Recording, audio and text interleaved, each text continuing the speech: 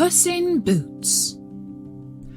Once upon a time there was a poor miller who had 3 sons. The years went by and the miller died, leaving nothing but his mill, his donkey, and a cat.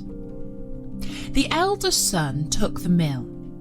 The second-born son rode off on the donkey, and the youngest son inherited the cat. "Oh well," said the youngest son, "I'll eat this cat and make some mittens out of its fur. Then I will have nothing left and I shall die of hunger." The cat was listening to his master complain like this, but he pretended not to have heard anything. Instead, he put on his serious face and said, "Do not look so sad, master. Just give me a bag and a pair of boots, and I will show you that you did not receive such a poor inheritance in me." The cat's master had often seen him play a great many cunning tricks to catch rats and mice, as when he used to hang by the heels or hide himself in the grain and pretend to be dead. Thinking this over, he thought that it wasn't impossible that the cat could help him after all. And so he gave the cat his bag and spent his last pennies on ordering a fine pair of boots to be made especially for the cat. The cat looked very gallant in his boots, and putting his bag around his neck, he held the strings of it in his 2 forepaws and lay by a rabbit warren, which was home to a great many rabbits. He put bran and corn into his bag, and stretching as if he were dead, he waited for some young rabbits, still not acquainted with the deceits of the world, to come and rummage in his bag for the bran and corn. Not long after he lay down, he had what he wanted. A rash and foolish young rabbit jumped into his bag, and Monsieur Puss immediately drew close the strings and caught him. Proud of his prey, he went with it to the palace and asked to speak with his majesty. He was shown upstairs into the king's apartment, and making a low bow, said to him, "I have brought you, sir, a rabbit of the warren, which my noble lord, the Marquis of Carabas," for that was the title which Puss was pleased to give his master, "has commanded me to present to your majesty from him."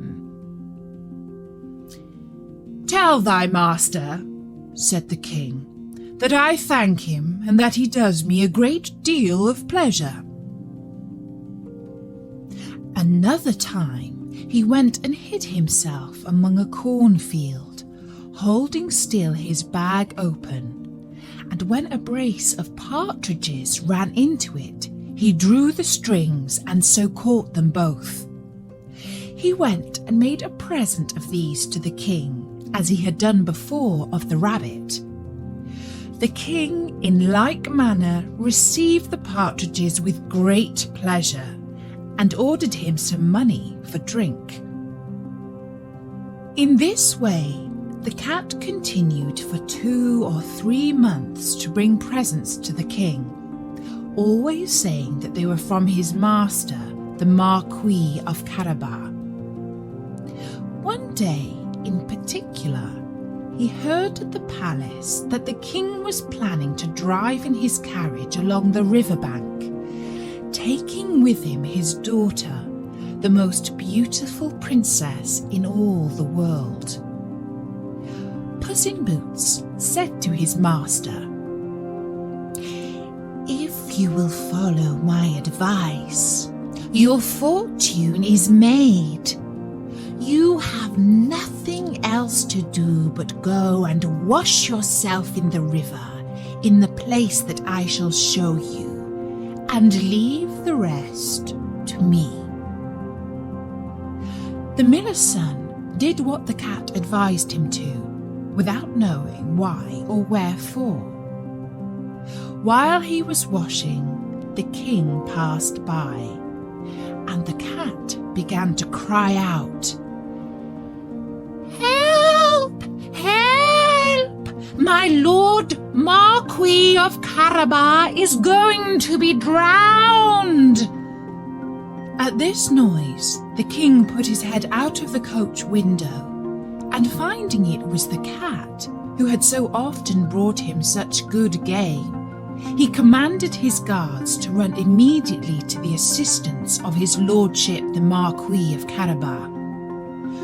While they were drawing the poor Marquis out of the river, the cat came up to the coach and told the king that while his master was washing, there came by some rogues who went off with his clothes, though he had cried out, "Thieves! Thieves!"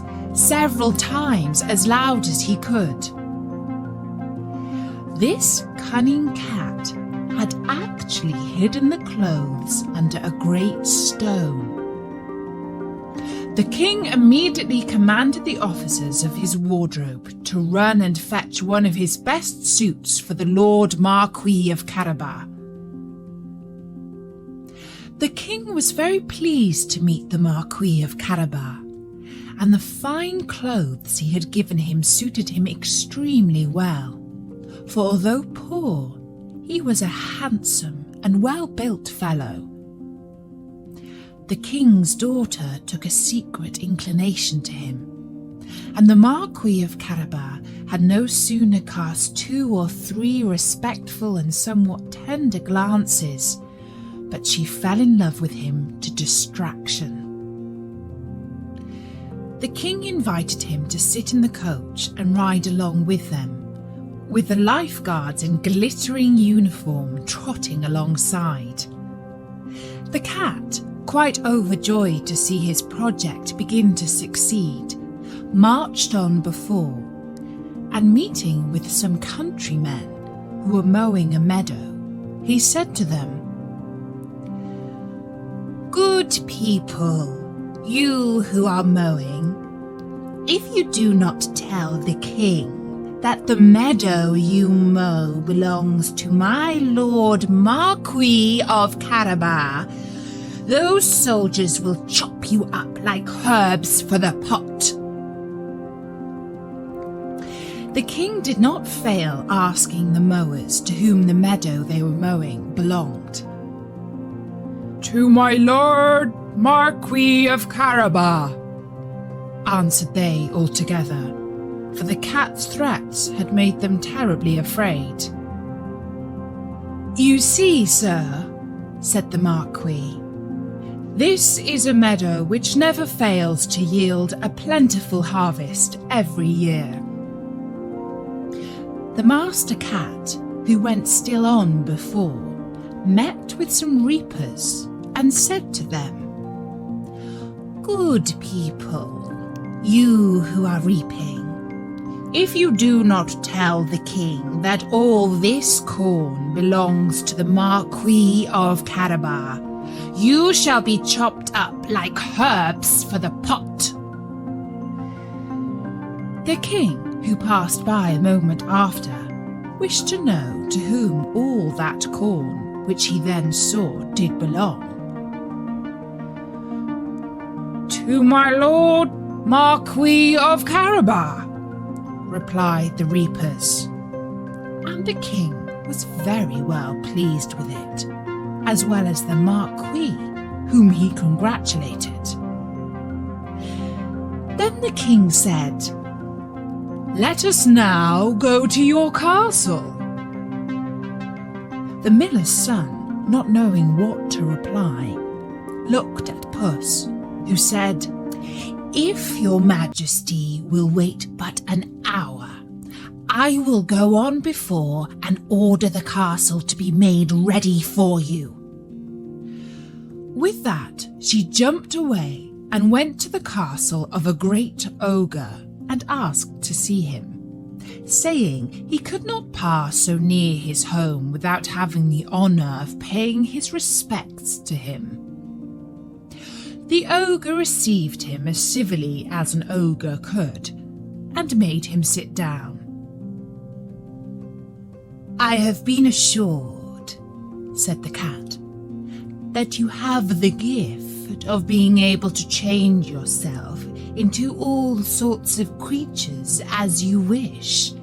You can, for example, transform yourself into a lion, or elephant, or the like." "That is true," answered the ogre very briskly. "And to convince you, you shall see me now become a lion." Puss was so terrified at the sight of a lion so near him that he immediately climbed up the curtains, not without difficulty, because his boots were no use to him for climbing.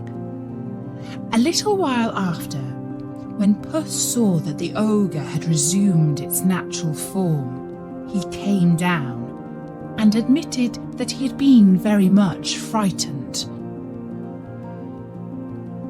"However," said the cat, "I fear that you will not be able to save yourself even in the form of a lion, for the king is coming with his army and means to destroy you." The ogre looked out of the window and saw the king waiting outside with his soldiers and said, "What shall I do? Or how shall I save myself?" Puss replied, "If you can change yourself into something very small, then you can hide." And in an instant, the ogre had turned himself into a mouse and began to run about across the floor. Puss no sooner saw this, but he fell upon him and ate him up. Puss, who heard the noise of His Majesty's coach running over the drawbridge, ran out and said to the king, "Your Majesty is welcome to this castle of my Lord Marquis of Carabas." "What? "My Lord Marquis?" cried the king. And does this castle also belong to you? There can be nothing finer than this court and all the stately buildings which surround it. Let us go in it, if you please." The Marquis gave his hand to the princess and followed the king, who went first. They passed into a spacious hall where they found a magnificent rum punch which the ogre had prepared for his friends, who were that very day to visit him. The friends, however, dared not to enter, knowing that the king was there. His Majesty was perfectly charmed with the good qualities of the Lord Marquis of Carabas, as was his daughter, who had fallen violently in love with him. And seeing the vast estate he possessed, he said to him, after having drunk 5 or 6 glasses, "If you do not, my Lord Marquis, become my son-in-law, it will be of your own choosing." The Marquis, making several low bows, accepted the honour which His Majesty conferred upon him, and forthwith, that very same day, married the princess. Puss became a great lord, and never ran after mice any more, except for pleasure.